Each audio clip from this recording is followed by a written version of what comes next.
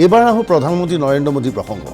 সদনৰ মজিয়াত আজি নৰেন্দ্ৰ মোদীয়ে কংগ্ৰেছক এই ধৰণে আক্ৰমণ কৰিলে যে ইয়াৰ পূৰ্বে কোনো প্ৰধানমন্ত্ৰীয়ে বিৰোধীক এনেকৈ আক্ৰমণ কৰাৰ ঘটনা ভাৰতবৰ্ষৰ ইতিহাসত সংঘটিত হোৱা নাছিল।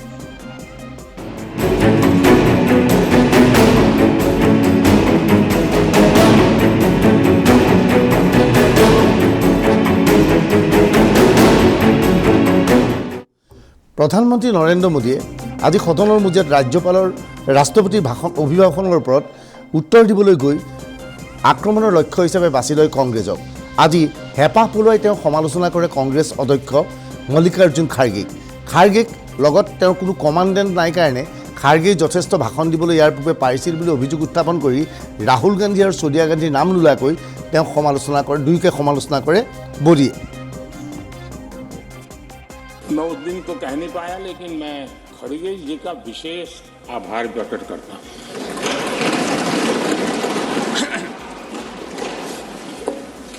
बहुत ध्यान से सुन रहा था खड़गे जी उस दिन में, और ऐसा आनंद आया, ऐसा बहुत कम मिलता है। लोकसभा में तो कभी कभी मिल जाता है, लेकिन आजकल वो दूसरी ड्यूटी पर है तो मनोरंजन कम मिलता है। लेकिन लोकसभा में मनोरंजन की जो कमी हमें खल रही है, उस दिन आपने पूरी कर दी।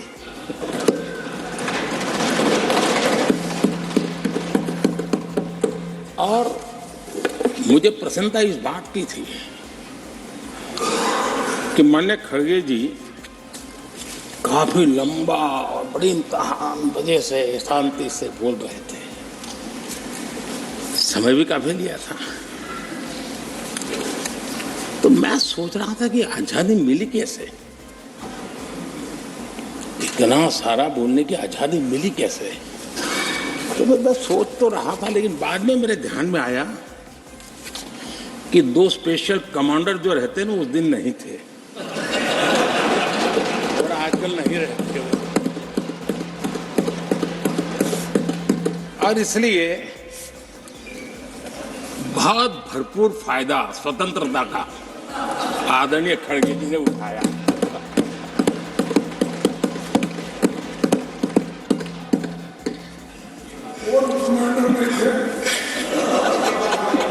और मुझे लगता है कि उस दिन खड़गे जी ने सिनेमा का एक गाना सुना होगा, ऐसा मौका फिर कहां मिलेगा।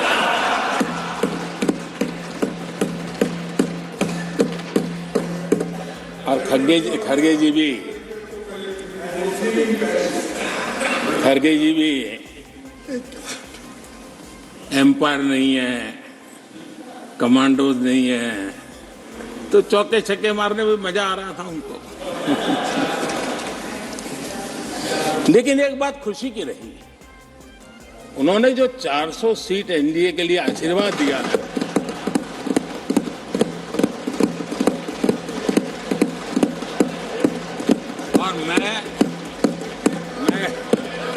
खड़गे जी के इन आशीर्वाद को, आपके आशीर्वाद मेरे सर आंखों पर, अब आपको आशीर्वाद वापिस लेना तो ले सकते हैं, क्योंकि एक कमांडो तो आ गए हैं।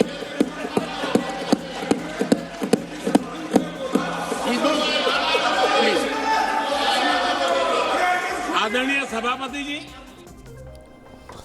পশ্চিমবংগত মমতা বেনাৰ্জীয়ে কংগ্ৰেছক সমালোচনা কৰি কৈছিল যে ৰাহুল গান্ধীয়ে তেওঁৰ ভাৰত জোড়ো ন্যায় যাত্ৰা পশ্চিমবংগৰ মাজেৰে গৈছে যদিও ইণ্ডিয়া এলায়েন্সৰ অংশীদাৰ দল হিচাপে মমতা বেনাৰ্জীক এবাৰ অনুৰোধ কৰিবলৈও ইচ্ছা প্ৰকাশ কৰা নাই ৰাহুল বা কংগ্ৰেছে। এয়া কংগ্ৰেছৰ অহংকাৰ বুলি কৈ মমতা বেনাৰ্জীয়ে কৈছিল যিটো কংগ্ৰেছ দলে 40খন আসন পায়নে নাই ঠিক নাই, তেওঁলোকৰ অহংকাৰ কিহৰ। আজি প্ৰধানমন্ত্ৰী মোদীয়ে সদনৰ মজিয়াত আশীৰ্বাদ প্ৰাৰ্থনা কৰে যাতে কংগ্ৰেছে 40খন আসন কমেও লাভ কৰিবলৈ যাতে এইবাৰ নিৰ্বাচনত সক্ষম হয়। जो चैलेंज आई है,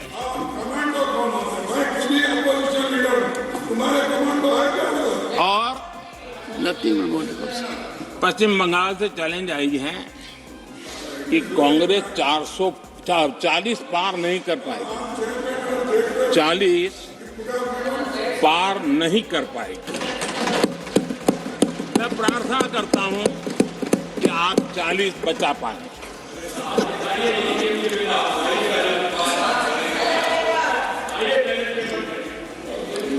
आदरणीय सभापति जी, हमको बहुत सुनाया गया है और हमने सुना है। लोकतंत्र में आपका कहने का अधिकार है और हमारी सुनने की जिम्मेवारी है। ৰাহুল গান্ধী একদিন কথাই প্ৰতি সংৰক্ষণৰ সংক্ৰান্তত মাত মাতি আহিছে। আমি কিছু সময়ৰ আগতে আমাৰ প্ৰতিবেদনত দেখুৱাইছিলোঁ ৰাহুল গান্ধীয়ে কৈছে যে ভাৰতবৰ্ষৰ নিয়ম অনুসৰি 50% পৰ্যন্ত সংৰক্ষণৰ ব্যৱস্থা আছে। এই 50% সংৰক্ষণৰ ব্যৱস্থা প্ৰত্যাহাৰ কৰিব লাগে আৰু সকলো দলিত সকলো আদিবাসীক সম্পূৰ্ণ সংৰক্ষণৰ ব্যৱস্থা দি দিব লাগে। অৰ্থাৎ সংৰক্ষণৰ সপক্ষে এতিয়া ৰাহুল গান্ধীয়ে খুব বক্তব্য ৰাখিছে। কিন্তু আজি সদনৰ মজিয়াত প্ৰধানমন্ত্ৰী নৰেন্দ্ৰ মোদীয়ে জৱাহৰলাল নেহৰুৱে দেশৰ প্ৰধানমন্ত্ৰী হৈ থকা অৱস্থাত মুখ্যমন্ত্ৰীসকললৈ প্ৰেৰণ কৰা এখন পত্ৰত সংৰক্ষণ ব্যৱস্থাৰ বিৰোধিতা কৰি কি লিখিছিল সেই বিষয়ে আগবঢ়াই বিতং তথ্য।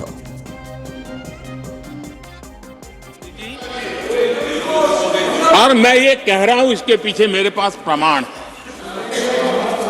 इनकी सोच आज से नहीं, उस समय से ऐसी है।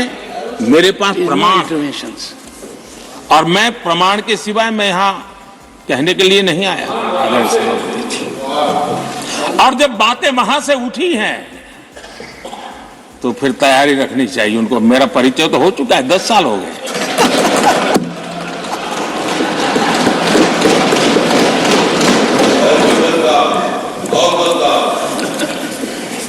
एक बार,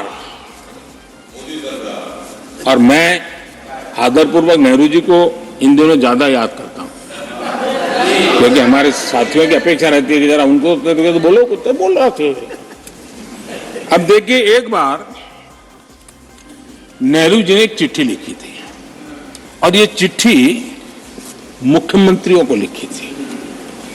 मैं उसका अनुवाद पढ़ रहा हूं।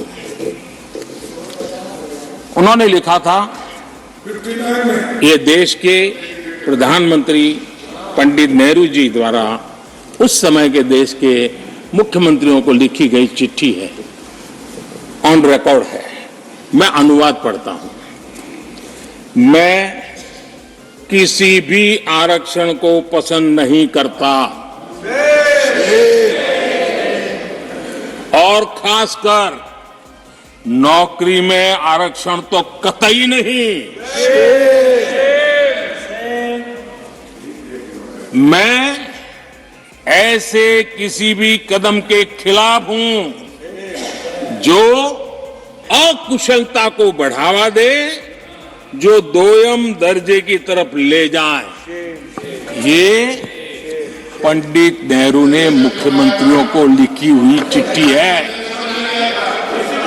और तब जाकर के मैं कहता हूं, ये जन्मजात इसके विरोधी है। नेहरू जी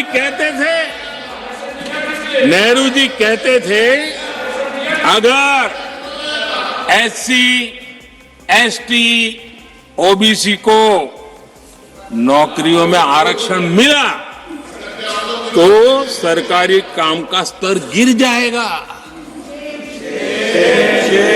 और आज जो आंकड़े गिनाते हैं ना कि इतने यहां है, इतने यहां है, उसका मूल यहां है, क्योंकि उस समय उन्होंने रोक दिया था, रिक्रूटमेंट ही मत करो। अगर उस समय सरकार में भर्ती हुई होती और वो प्रमोशन करते करते आगे बढ़ते तो आज यहां पर पहुंचते। सभापति जी, ये कोर्ट में पढ़ रहा हूं, आप वेरीफाई कर सकते हैं। मैं पंडित नेहरू का कोट पढ़ रहा हूं। সদনৰ মজিয়াত আজি প্ৰধানমন্ত্ৰীয়ে ৰাহুল গান্ধীক তীব্ৰ ভাষাৰে সমালোচনা কৰে। इन्होंने अपने युवराज को एक स्टार्टअप बना करके दिया है। अभी वो नॉन स्टार्टर है।